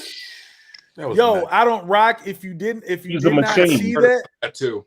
Dude, literally, Brian Cage walked up a flight of stairs with Darby Allin in suplex position and looked comfortable as hell. Some people can't even carry their groceries up a flight of stairs. This man held a whole man. He had a whole dude like this. A whole man. Stairs, dude. Hey, to be honest though, Darby Allin got suplex into me, and I kind of shook it off too. Just saying. He's that light like that. He's like, yo, nachos. That's fair. The nachos ain't taking off. Nachos, they sold heavy. So speaking of selling heavy, we get the Inner Circle War Council. Oh, of course, more Maki Ito. Oh wait, hold on, Ray. Before you get to that, because my phone had fell out the chat. Did you guys talk about Pentagon challenging Cody? No, but I wanted to get to that. Okay, there's a couple things. You know what? Somebody hit me and was like, I think too much happened on this Dynamite. And I was like, how's that even a thing? And he was like, I think it was just too much. But now you look at it, you're like, yo, okay. We had Cody starts a new thing with Penta. We got what else? We got Scorpio fight Darby. Scorpio Darby. So Scorpio turns like full heel, I guess. We start the Christian and Omega thing. Yep. They explain the explosion. We got in the War Council, like you said. We got the 3-on-3, right? The 3-on-3 women's match. The six woman tag match. Six women tag. A lot happened, man. It was a lot. Then you get the Inner Circle War Council. So we got Bryson is hilarious talking about. But I just think it's funny because in my mind, Pentagon wants to fight Cody because he gave him that whack ass cutter at the pay-per-view. So he's like, fuck this shit. Yo, he's fighting him over the whack cutter. So I honestly feel like he told him, he said, yo, if it was just you and me, I'd have beat you. So he's kind of like, yo, you think what do you call him? He said, if you think you're the Prince of Wrestling, I'm the Lord of Lucha Libre. I'm the Lord of Lucha Libre. I was all about it. I'm like, let's go. I like this feud. Unfortunately, Cody's gonna go over, but you know, he bet. Nah, I'm gonna kick your ass. Well, I'm gonna be so mad. He's hurt. You know what? He's gonna sell the injury, but he's gonna grit it out and lose in a gritty manner. Like, oh, he tried so hard. But yeah, I want to see that happen. So maybe Pentagon. Look, maybe Pentagon put him out though, so that he can go spend some time with his kid. Think about that, because if he's got the hurt arm, you know, Pentagon breaks arms, or he might pack his pile driver on, injure him, so then he's got to leave. Ooh. Okay, he could write him off. I like that. So now, we gotta get to the end where everything. This is another long War Council and wrap it up. All right, so the Inner Circle War Council happens. Neo, you wanna summarize this one? So it was definitely like a telenovela. It was popping. Definitely. It was definitely a telenovela. And shout outs to Sammy Guevara for really digging up the dirt on MJF. Come to find out, MJF was going to turn Santana and Ortiz and Hager against Jericho, but again, Sammy with the TMZ footage turned the tables on him, and then Jericho confirming like, "Yo, the Inner Circle's down since day one. Like we WhatsApp all the time." You know, and yeah, you know, I like, it was kind of like this it was a double turn, right, boys? Yeah. Where you had, you know, suddenly, you know, MJF was the evil conniving one. And we called that. We knew that was going to happen. We said MJF is doing something from the inside, whether it's breaking down the Inner Circle or he's setting up for something else. And it worked out. I didn't see this because this was an intricate plot. I didn't see this. Yeah, and now we got like the six horsemen. Right. That ain't gonna be out here like this. 6 horsemen. Well, it's 4 wrestlers, and then you got MJF and MJF. So you have Wardlow, MJF. You have Wardlow, MJF. I'm not counting MJF. He's like a manager. You have Cash, you have Dax, and you have Sean Spears, and then you have Tully, right? And so I don't know. I think they maybe just scrap the word 4 and just maybe just go with the Horsemen. Yo, we'll So I was feeling like MJF shouldn't have been part of this when I was watching it, because if you would have just had like a double cross where like Wardlow left MJF and joined up with the Horseman, with the phony Horseman, whatever. Oh, I'm sorry. Then it would have been four of them at that time. And but then they need a mouthpiece. They need a guy, and I think MJF is the mouthpiece. You need a flair. Oh, is that not who the old dude is no more? Tully is not the best behind the mic. He really isn't. He's not great. Cash is pretty good. I'm sorry, Dax is pretty good. Damn, so they're going to get rid of Tully is what's going to happen. No, I think Tully is the JJ Dillon. Yeah. He's like, perfect. MJF is going to get rid of him, man, from the inside. He's going to make he's going to make the revival. You know what? Get rid of last week they teased the 4, which lets me know that this all just came together without a plan, or like a long-term plan, rather. Yo, they teased the 4. They had Arn come out, tease the 4 too, and now you got 6. So I think Wardlow. Yeah, I think Wardlow is going to have to go at some point, because think about it. You got MJF as the flair. Maybe not yet. No, Wardlow is the He's the muscle. Bruiser. He's the muscle. No, you need a bruiser. He's Mongo. He's Mongo. Exactly. He's Mongo. He's no, Mongo. Spears is come on. Sean Spears is Mongo. Come on, y'all. No, Sean Spears can wrestle. The fuck? Sean Spears ain't got no business being compared to anything Horseman related. No, he's not. He's not Horseman material. Right, but to say he's Mongo McMichael who can't wrestle worth for goddamn. Wow, that's just foul, dude. He don't belong in there. So you got MJF as the leader. You got your heavy hitter tag team that was Arn and Ole, FTR, and Tully is the manager, the JJ Dillon, right. And somebody got to go between Wardlow and Spears, I think. Yeah. I don't know. I think they're probably going to scrap the word 4 and then just be the Horseman. Just the Horseman. Yeah, and honestly, I kind of feel like I'm just glad that it's actually paid off. Think about it. Think about it, boys. How long have we talked about a potential four horseman stable? That's true. It's been like a year plus. Yeah, maybe. It's finally like paying the Stallionaires. Off. There you go. Stallionaires. The stable. The horsies, the thoroughbreds. I don't know. The Stallion. They probably don't own. That sounds like a group. So. That sounds like a group ran by Megan. The Wild Stallions. The Stallionaires was them rappers that was on Everybody Loves New York. You don't remember the Stallionaires? Yeah, the two brothers. Chance and Real. Shanika. Excellent. Wild Stallions. We're Wild Stallions from San Dimas, California. Hello, San Dimas. Chance or Real that day? So, I think Chance. Was it Chance? Was it Chance? Oh yeah, rest in peace, Chance. Yeah, rest in peace, Chance. I didn't watch that entire series. Reality TV makes my ass itch. I can't do too much of it. Their own show after I Love New York. They did. They sure did. A real chance of love.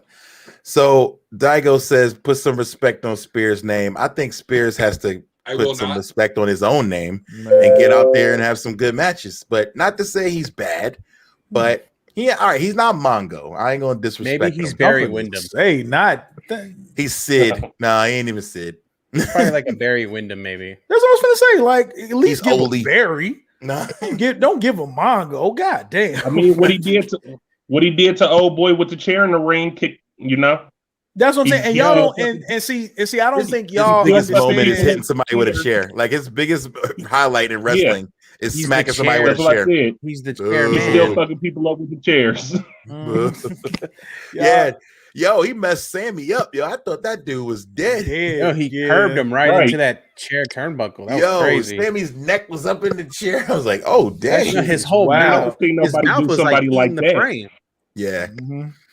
So that's gonna be his thing. He does innovative things with chairs. So. He should. I think he should have stuck with the chairman shit a long time ago. I think the chair is one of the most versatile weapons in wrestling, and it's something that can be used in a million situations. And so if you gonna be the guy that just like the Dudley Boys with the tables. But G1, my man is hitting everybody hard way, all right? Hey, right. It's like, now he might move he can't need to be- clean he need to clean it move up. can't what be a happened hard with way. Sami Callihan in that back. Like Right. your move can't be a hard way. Like that's not a finisher. I'm not saying that's a finisher, but I'm just saying, just like He I said mean, the come finisher on, is the hard way. like I was The just hard like I was just talking about the Dudley Boys. Like they made the table popular, but they also had a standard finisher, the 3D, and each of them had individual finishes. So it's like you can have What Rand is saying is that the Dudley Boys didn't accidentally throw somebody through a chair and was like, yo, that's gonna be our finisher, and they got hot. This dude fucked somebody up with a chair on mistake.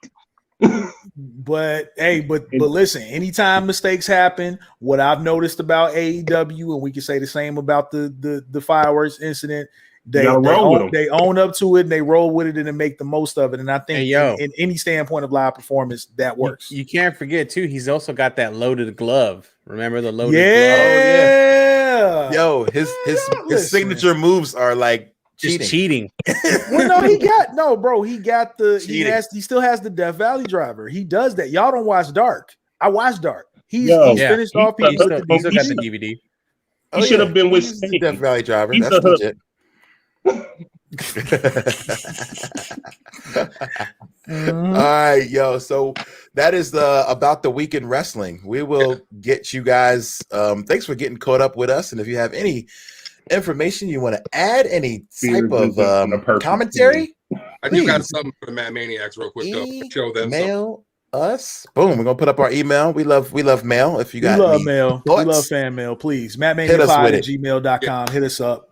But I do got something for the Mad Maniacs out there that are watching right now on the Twitch. Mad Maniacs, we have our official first ever Mad Mania rookie card. Hey, yo, that's fire. First edition, so it's missing V1.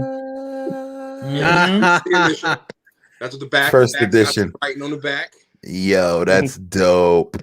I think I'm gonna do something for the Patreon for the Patreon member, because I have about 20 of these. Hey, obviously the 5 of us are gonna get a few each, and then I think the rest of them are gonna go to the Patreon subscribers.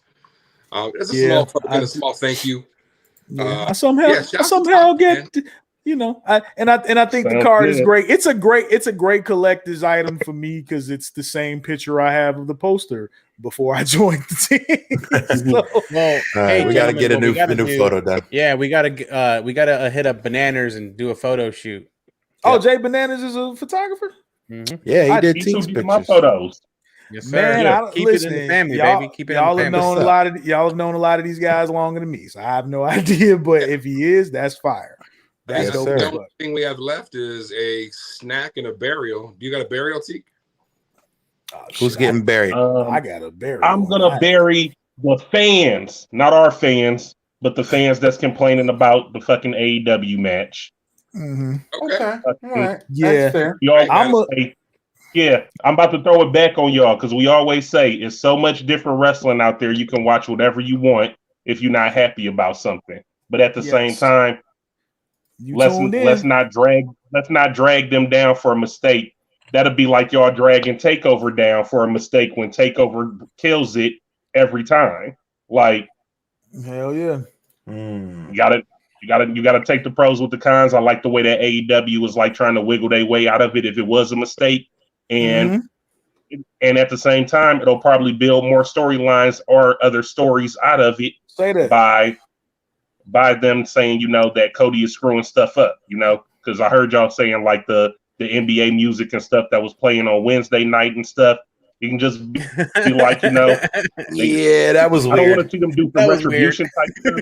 Like I said, once the lights go on and off, then y'all better get worried. Oh man, you're gonna see the Good Brothers come out with masks on. That's fair. That is fair. I was about to go the opposite way with my burial and completely bury AEW for that finish because you can't keep hyping stuff up. In my opinion, you can't keep hyping people up and then not deliver. Like I'm writing that down. I'm not into that. Like I'm sorry. Like they gotta get dragged once in a while. Like I love what they do, but you can't just be like, I'm gonna overlook something terrible. Like, nah, this was we didn't mention the 69 me Don. This was egregious. But we would have never got that if it didn't happen. No, that shit's funny. 69 me died. That was great. Like that was pretty awesome. They're gonna have that on a freaking t-shirt next week. I have a burial. If anybody want to know what my burial is, hold on. just go ahead. Were they selling those deathmatch shirts there? Yeah, they were sold out before the show started, dude. Dude, it was sold out before it started. That shirt was so fire. I like how Mox had the shirt on and was like, "Oh, I just came back from a death match, and all I got was this lousy T-shirt." Like that was pretty great. Like Mox is the pro of this situation. So he's like, when I saw Kenny walk out with that shirt, I was like, "Man, I need that shirt." You see, I'm not into white shirts, immediately, but you hit me too. Like immediately, like if I told you, bro, if you don't come back with them, I'm like, if you don't come back with them shirts, bro, we gonna have to scrap, like straight up. But real quick, I think Moxley encapsulated it perfectly. Like he said, pro wrestling goes through him, and right now he's really running the game. I don't care who the fuck you are. Like Moxley is where it's at right now. He's big time. Shanika said, "I want a Mox and Eddie regular sideshow." I wouldn't mind that either. Now, bias right there. Absolutely. Now, if anybody wants to see my burial, all you got to do is follow me on Instagram and go watch my latest IGTV posts. My burial is at Keeping Up W. G1, you don't get your own burial. That's not how this works. Well, I'm just saying I'm burial, but we're not going to another site to find out. You can get a burial, but we're not going to another site. Well, the only reason I'm saying that because I ain't really want to. Well, basically, long story short, more racist bullshit going on in the world. Instagram model in Texas fucking practically treats a really polite Uber driver who was nice enough to pull over so she can go get a mask because he can't take nobody nowhere without no mask. Her and her ratchet ass friends treated his life, snatched his phone, snatched the mask off his face, called themselves, wanting to fight, and she got her ass banned from Uber and Lyft for life all over the world. So that's my burial. Yes, I heard that story. The chick like reached over, tried to grab his phone. She's yelling at him, disrespecting him. I put a video. So for those that already follow me on social media, there's an IGTV video where I broke down the whole thing. So she's buried. Crazy. Be cool to one another, y'all. Fuck, we're still living in this weird ass time. Just be nice. Yeah, that's not cool, bro. That's not cool at all. Absolutely, be nice. And now we get into our Mania snack of the week. Snack of the week, and me and Rock had actually shared this one page. Yes. Oh, we was definitely on the same page. All right, what it gonna be? You're trying to be part of the snack and the burial, huh? Let people have their segments, dude. First of all, just great minds think alike. Great minds think alike, man. So, calm down over there. You got the G1 word of the day on your Instagram. What else you got? G1 special report. Let people get their segments. I've only done. I only do the special report. Who's the snack? Rock. Who's the snack? God. Stop that shit. If you have seen Coming to America 2, her name, and I apologize if I butcher her name. Her name is Nomzamo Mbatha. Yeah, that's her name. Okay, she played. She was Merembe. She was Lavelle's love interest in Coming to America 2. Yo, can you cut and paste that in the chat? Because I need to Google that.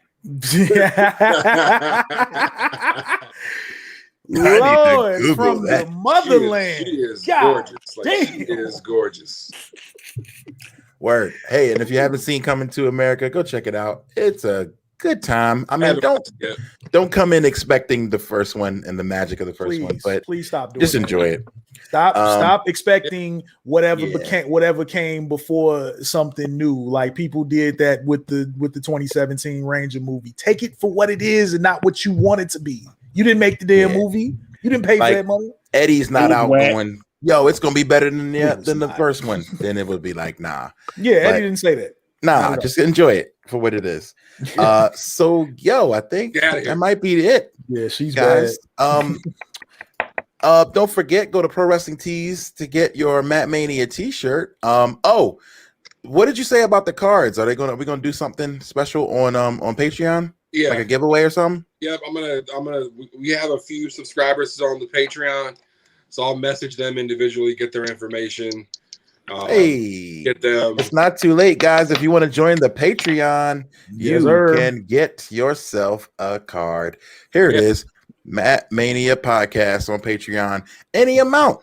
All you do is throw in your credit card and pay that money. Do the 3 most powerful words in sports and entertainment. That's right. Pay that money.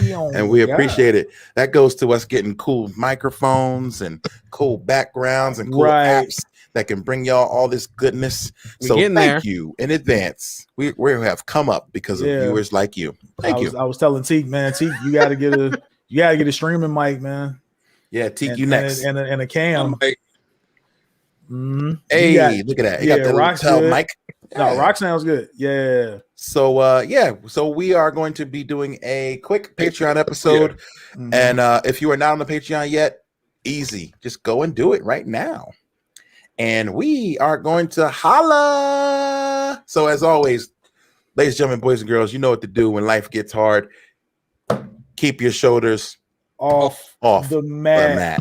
Yeah. Mania. We out. Peace. Patreon up next. Let's go. All right. Show is over. Wow. I already clapped. Oh, okay. Fine. You're going to see 2 claps. Why not? I like doing it. I just like doing this. This is cool. Yeah, that's cool. It looks great on the camera. It does, though. So, yeah, we're about to record live, so you don't have to go anywhere yet if you are around. You got the Nike Giannis special editions. Oh, the Coming to America joints. Yo, I saw those. Them always worth fire. It was amazing. Nice. Is that what he wore at the All-Star game? I don't know if he wore them there, but they did a Coming to America special, like leopard print type. We got a raid. Hey, we got a raid. What up, Prowess? What up, Shubs? What up, Prowess? That was Prowess. Hey. All right, hey. What up, y'all? All hail the raid. What up, though? Yeah, man. What's good? All right, so what do y'all want to talk about? Man, I ain't have any topics. I don't even know, man. I'm like, oh, you know what? Well, I don't think actually we really can't because no one is. I don't think everyone's seen it. But one wrapped up, but I don't think Teek's there yet. Yeah. Oh, I was gonna say I don't care, but y'all can want to talk about it. I was gonna say Teek, the only person that ain't seen it. I've seen it. What? Why don't you? Do you care, Teek? Are you enjoying WandaVision so far? I'm only on the 4th episode. What do you think so far? Are you enjoying it? Is it kind of not your shit? No, I mean, like it hasn't really got to doing anything yet. Like the end of the 3rd episode is when they start, showing the people on the outside and stuff. So the first 2 episodes is just making fun of old episodes. Like once you get through, so I see why people were saying on social media, like it doesn't really get started until the 4th episode. That's probably when, because the first episode was just like Bewitched, and the second episode was like, the first one was Dick Van Dyke, the second one was Bewitched, and then the third one I think was Brady Bunch. I think so. Brady Bunch or Partridge Family, something like that. Yeah.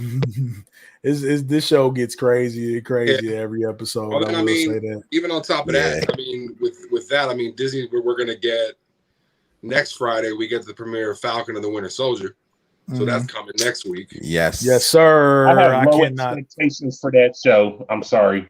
How? Really? I thought that with with WandaVision, and it's impressed me. So I had no desire to catch WandaVision, and then I loved it. So I don't know. It could happen. Hey, peep game real quick. It just my personal opinion. I like our snack of the week with at one point she had short hair, and oh my gosh, she was Jesus Christ. Oh damn. See, fucking word. Wow. Don't forget we're getting Loki in June. So there's about to be non-stop Marvel content for the rest of this year. Let's go then. They took a year off. They about to hit us. They crazy. Back. So I know Rock don't care, but since we're talking about some comic stuff, are any of y'all excited to see this Justice League Snyder cut? Oh hell yeah! That comes out next month, right? No, that comes out next week. Actually, that's pretty soon. This month, okay. Yeah, that's next week, man. No, Look. I'm really excited about it, mainly because we didn't really get to see the original director's full take on it, and now we do, and he literally got to do everything that he wanted with this movie. A 4-hour cut. I don't want to watch 4 hours, man. I'm good on 4 hours. You ain't got nothing to do. I mean, you're right. I ain't got nothing to do. I mean, but that's a lot of time, man. That's a lot of time. They originally said that they were going to make it that it was going to be 4-hour episodes, and now they're just going to make it one long thing to digest. But now it's just going to be a 4-hour. I'd rather have episodes. I think if I could sit through 4 45-minute episodes of Stargate SG-1, then I could sit through 4 hours of. I think I can watch that while I'm like on the bike, maybe. You know what I'm saying? If you binge watch anything, then you can watch 4 hours of this movie.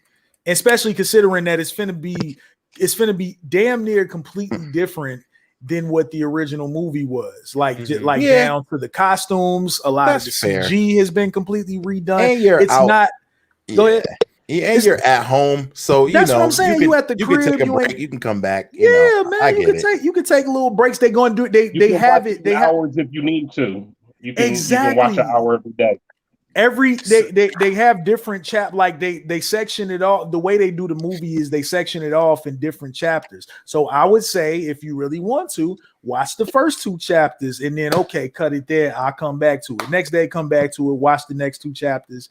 Next day, come back to it. Watch the last 2 chapters if you really want to do it that way. But it being 4 hours is not. I just have to say this: if it doesn't do good, this is gonna bust HBO Max's bubble right here.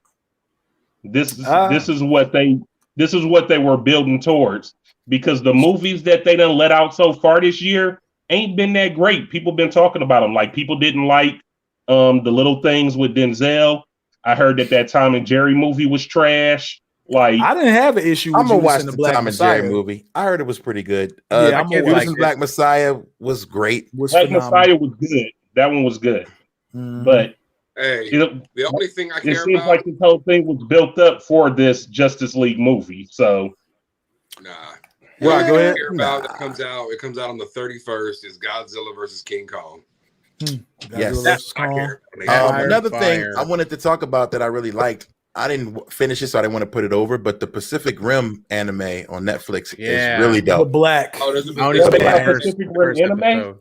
Yeah, I haven't watched it yet. It's on. I thought that was on Netflix. I think that's on Netflix. It's on Netflix. It is. Yeah, but it's like a CGI type of anime though. It's really good. Yeah, Pacific Rim, The Black. Yeah, I watched about 4 episodes. It's really good. Pacific Rim is like a cult classic movie to me. The second one was trash, but the first one is fire, definitely. And I caught I watched the trailer of it. I haven't watched it completely yet because usually like animes and stuff like that I like to reserve for date nights with me and Lori. So we watch and we'll definitely get into it. I know my brother hit me and he was like, nigga, you gotta watch that. It's good, man.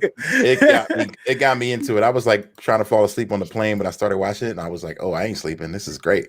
Right. So yeah, it's dope. Dragon Master brought up a really good point. Obviously, Mortal Kombat, I can tell you from personal experience, it's gonna be dope as fuck. But Space Jam 2, somebody asked me, kiss my ass, what they think that of course.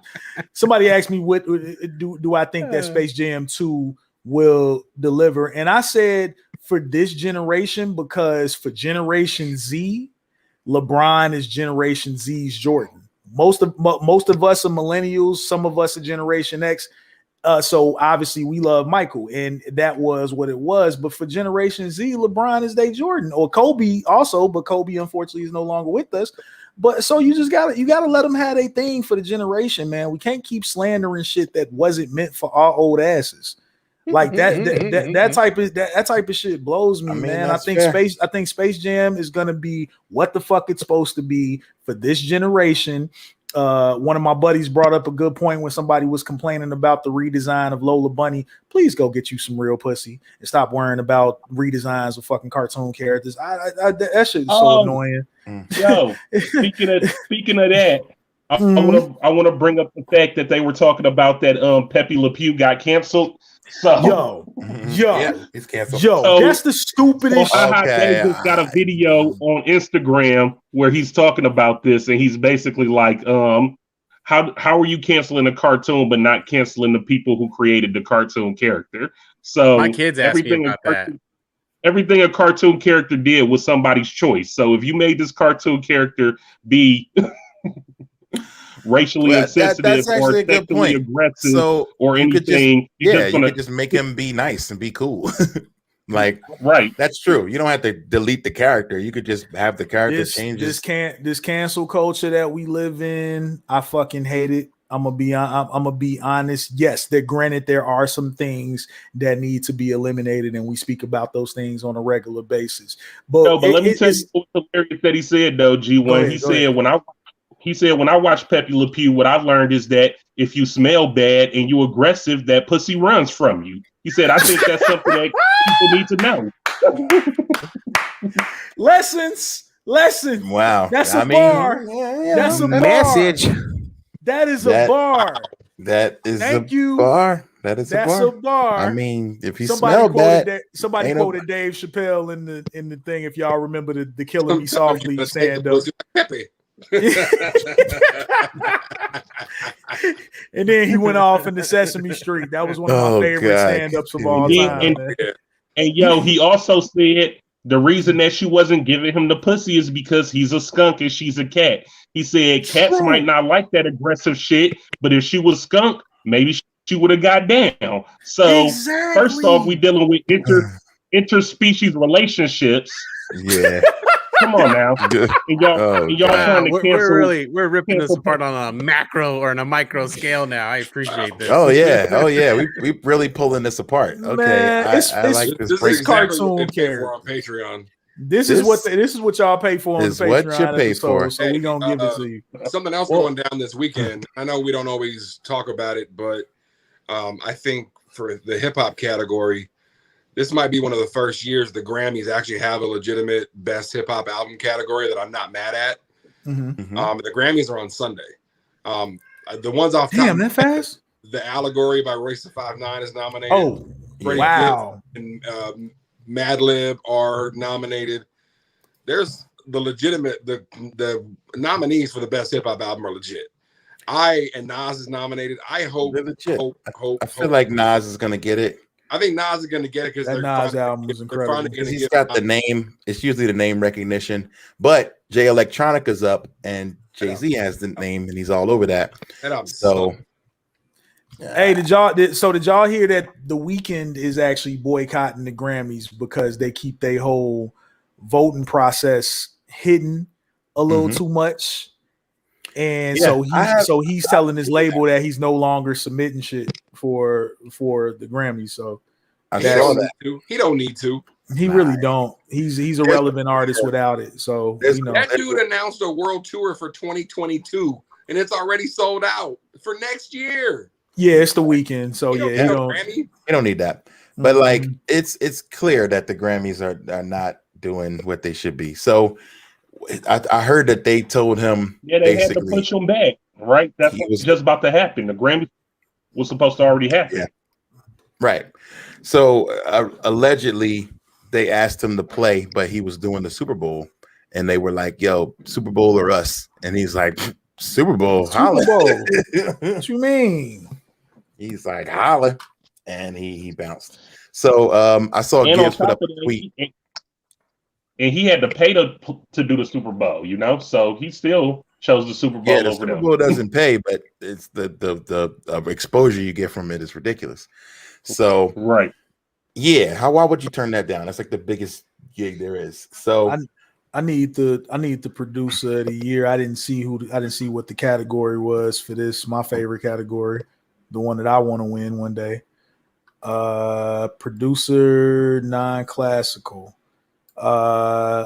So pop. It looked like all pop producers and rock producers, with the exception of Flying Lotus, And so for all intents and purposes, I hope Fly Low. Yeah, for real. That's pretty dope. That's pretty dope to see that. Yeah, it's nice to see Fly Low. I don't know why nobody else is in that category because I feel like another big record this year was Hit Different with SZA and Ty Dolla $ign. So I definitely feel like Pharrell and Chad should be in for that.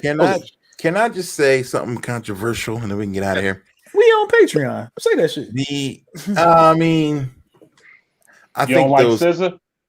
I don't think the rap nominees are right.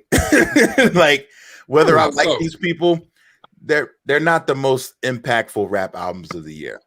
And so for me to say, and like, okay, we're all 35 and up, but like to not put Roddy Ricch or Lil Baby or The Baby in here, it's egregious. I agree.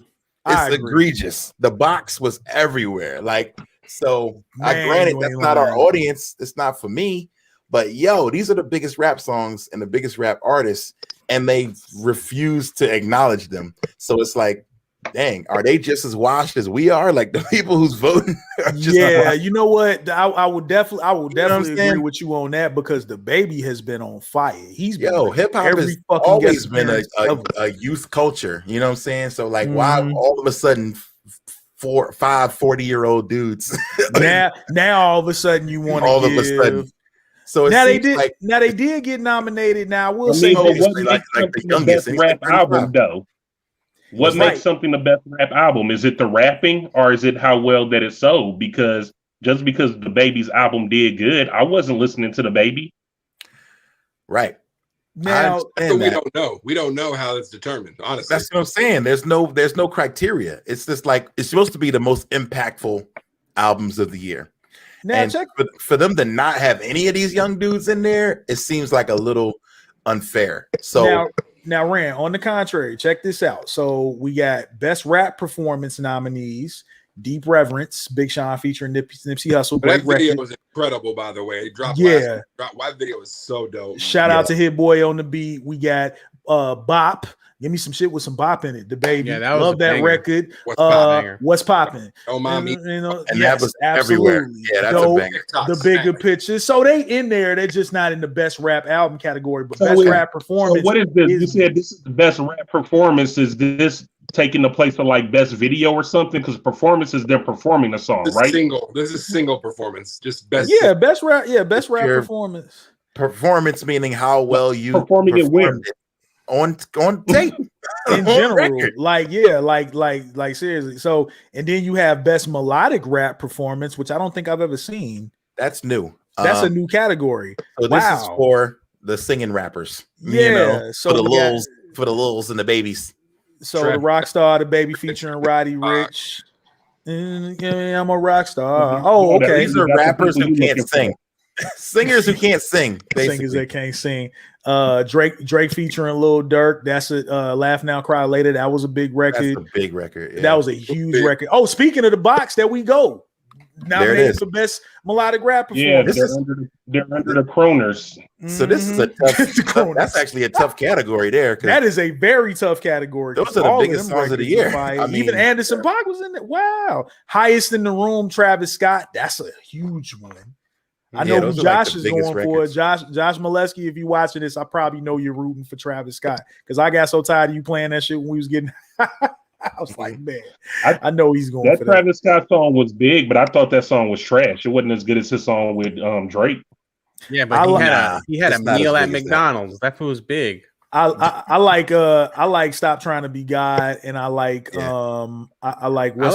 I like the collabo he did with the Jack Boys. That thing was fire. Oh, Jack Boys was dope. Mm-hmm. Then we got let's see, we got best rap song, which is Lil Baby for The Bigger Picture, The Box, Laugh Now, Cry Later, Rockstar, and Savage. Shout out to Megan Thee Stallion. We already know how big Savage was. Yeah, see, huge. They were big songs, but his album was probably trash. Right. So I get it now. So we got best rap songs and we got best rap album. We ain't checked I know we ain't got that much time on here, but the R&B category is looking pretty nice too, actually. Yeah. So somebody was mad. Oh, Summer Walker was mad because she's not in here. Man, Summer Walker. Yeah, I I think she's feel like talking she about. had a big I year. think she's talking about boycotting the Grammys too. Yeah, Right. she had a big year. Summer should be- Walker was fire, but also the other part about Summer Walker, and this is a controversial opinion.